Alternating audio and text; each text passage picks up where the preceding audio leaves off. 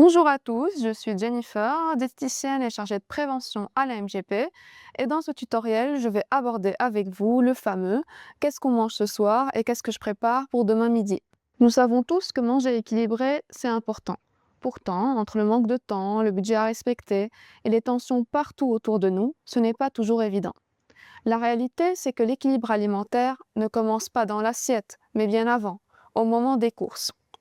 Dans cette vidéo, je vais vous donner des conseils et des astuces pour bien faire ses courses de manière efficace et donc composer des menus variés et équilibrés pour vous et pour votre famille. Bien manger, c'est avant tout une question d'environnement, vous vous en doutiez.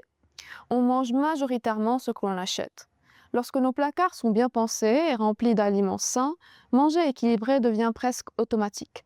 A l'inverse, lorsque les produits ultra transformés dominent, ils finissent naturellement dans vos assiettes. Pour bien faire ses courses et avant même de franchir les portes du supermarché, il est tout d'abord important, comme premier conseil, de planifier ses repas et préparer sa liste de courses. Pour y arriver, c'est facile, il suffit tout d'abord de planifier ses menus en fonction de son agenda ou de l'agenda familial. On regarde tout d'abord les absences ou les activités de la semaine à venir et en fonction, on planifie par exemple pour les jours chargés, des plats plutôt rapides et faciles à préparer et quand on a un petit peu plus de temps, on planifie des plats plus élaborés.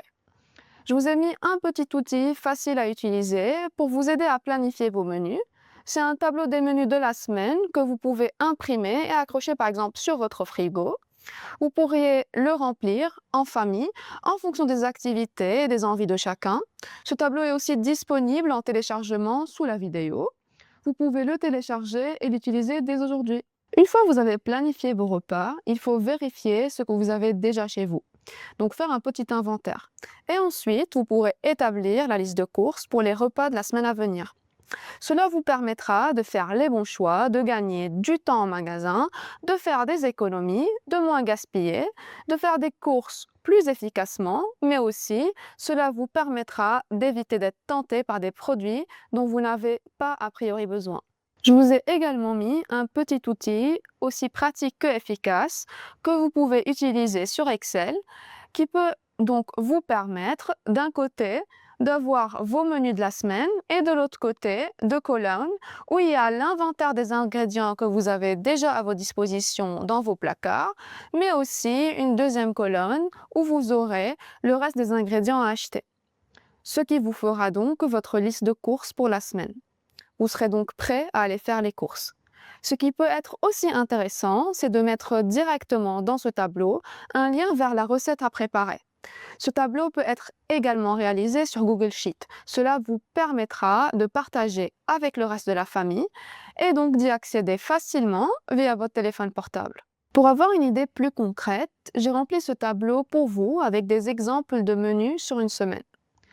Dans les deux dernières colonnes, j'ai mis l'inventaire de ce qui pourrait potentiellement exister chez vous et à côté la liste des courses à acheter en fonction des recettes choisies. Par exemple, le mercredi, vous avez prévu des activités avec les enfants. Vous pouvez opter pour un déjeuner simple et rapide. Par exemple, un sandwich de la mer, qui est une source d'oméga 3 pour une bonne santé cérébrale mais aussi cardiovasculaire. Avec à côté une petite salade de crudités. Vous pouvez aussi commencer la journée avec une source de féculents, par exemple du pain complet, à côté une source de protéines, du fromage blanc, accompagné d'un fruit. Le pain complet vous apportera de l'énergie pour la matinée, avec les protéines venant du fromage blanc qui vous apporteront une satiété beaucoup plus prolongée. Au goûter, pourquoi pas une tranche de gâteau banane, faite maison, préparée le week-end, avec du yaourt nature, une bonne source de protéines pour éviter les pics de glycémie. Vous pouvez finir la journée par un dîner, salade quinoa, poulet, carottes, concombre, source de tryptophane. Donc le tryptophane, c'est un précurseur de la sérotonine, qui elle, c'est une hormone du bonheur, qui se transforme en mélatonine, hormone du sommeil, pour une bonne nuit de sommeil.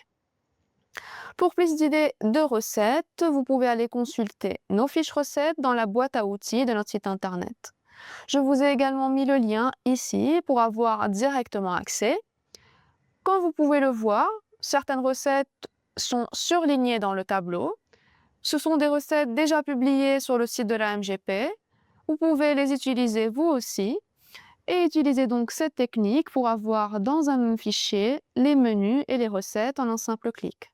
Une autre astuce pour réaliser rapidement et sans prise de tête beaucoup de plats simples, variés, équilibrés, savoureux et ne jamais manquer d'idées serait d'inclure des aliments dits incontournables dans sa liste de courses et qui peut se conserver plus ou moins longtemps, et ceci de chaque groupe alimentaire. Pour le groupe des féculents, vous pouvez inclure des féculents plutôt complets de préférence, qui fournissent de l'énergie durable, que ce soit pain, pâtes, riz, complet ou semi-complet. Pour le groupe des fruits et légumes, vous avez le choix entre les fruits et légumes frais ou même surgelés pour apporter couleur et vitamines dans vos assiettes. Le choix des légumes surgelés est un très bon choix, puisqu'ils se conservent plus ou moins longtemps comparé aux légumes frais et gardent leurs vitamines et minéraux. Ils sont très pratiques aussi quand on manque de temps. En ce qui concerne les protéines, il est indispensable d'inclure dans sa liste des légumineuses qui sont des protéines végétales, que ce soit pois chiches, lentilles, haricots, en paquet à cuire ou cuits en bocal. Elles offrent une excellente source de protéines de qualité et sont surtout très peu coûteuses. Des œufs aussi, une très bonne source de protéines, ce sont des incontournables pour leurs protéines et par aussi leur rapidité de préparation. Des poissons surgelés ou en conserve, sardines, thon nature par exemple, une source précieuse de protéines et d'oméga 3. Essentielle, comme je vous l'avais déjà dit, pour une santé cardiovasculaire, mais aussi cérébrale. Pour le groupe des produits laitiers, vous avez le choix, mais aussi il est indispensable de les inclure dans votre liste de courses, que ce soit lait, yaourt nature, fromage blanc, fromage râpé.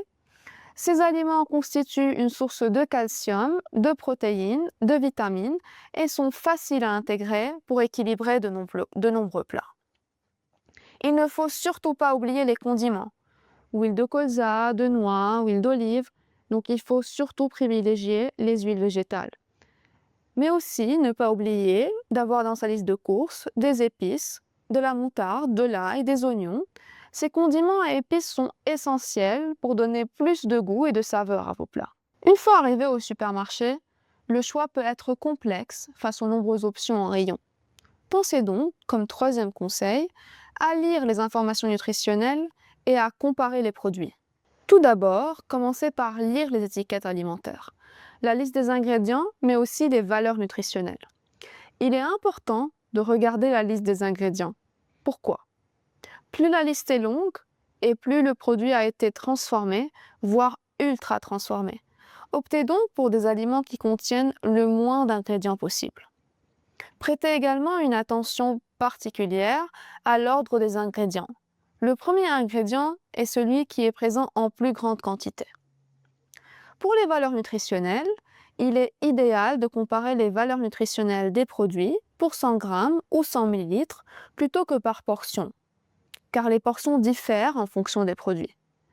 Il faut donc comparer les valeurs énergétiques des aliments, leur teneur en matières grasses, en acides gras saturés, en glucides, en sucre, en protéines, mais aussi en sel. Pour vous aider, un outil beaucoup plus simple existe et pourrait être une alternative plus rapide aux étiquettes alimentaires. Vous l'avez déjà sûrement vu, c'est le Nutri-Score. Ce logo note les produits de A à E, donc A vert foncé, qui signifie plus favorable sur le plan nutritionnel, à E plutôt de couleur orange pour les moins favorables. Ce Nutri-Score permet de comparer les produits au sein d'un même rayon ou d'une même catégorie.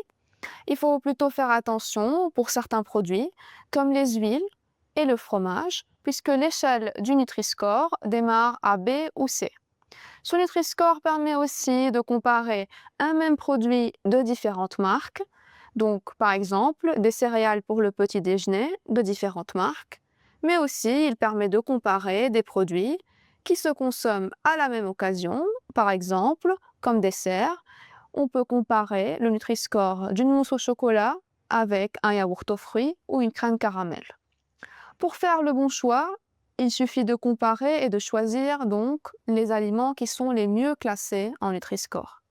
Ne cherchez pas à consommer que des produits Nutri-Score A ou B.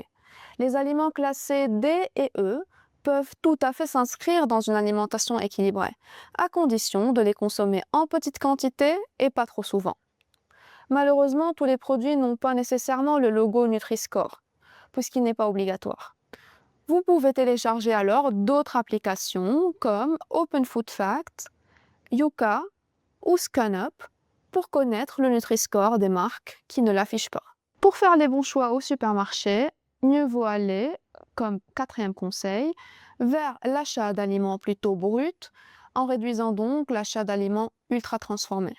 Les produits ultra transformés sont souvent plus riches en sel, en sucre et en matières grasses et contiennent de nombreux additifs dont les effets sur la santé sont encore mal connus.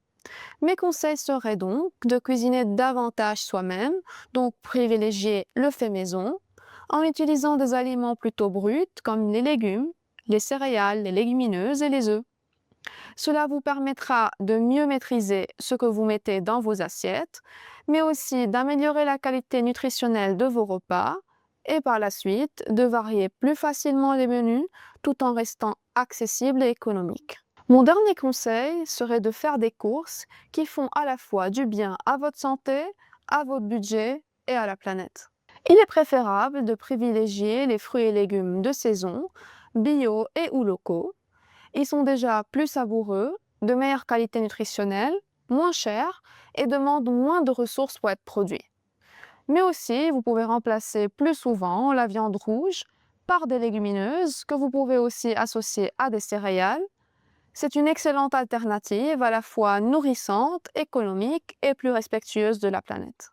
On arrive ainsi à la fin de notre vidéo. Merci d'avoir suivi cette vidéo et à bientôt pour de nouveaux conseils.